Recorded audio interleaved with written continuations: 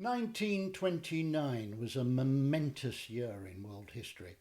Apart from anything else, the world was gripped by an epidemic, nothing like as bad as the COVID one or the flu one in 1918, but still very scary. It most likely started in Argentina and then gradually travelled up to the United States of America with a touring theatre company.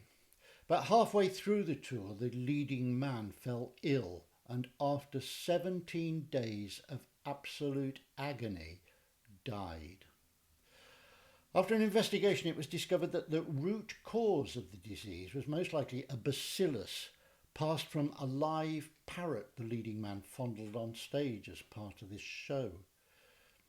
By the end of the year, parrot disease, SUITCASE, had spread to the UK. Doctors were suspecting every wheeze and every cough. Pet shop owners had to slaughter their entire stock and incinerate the bodies.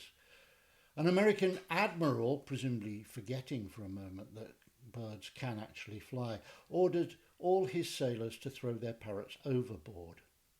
Some people died. Many parrots died. That was 1929 then. In America, Wall Street crashed. In Europe, fascism was on the rise. And in many homes, the last words that people heard were, "Who's a pretty boy then?"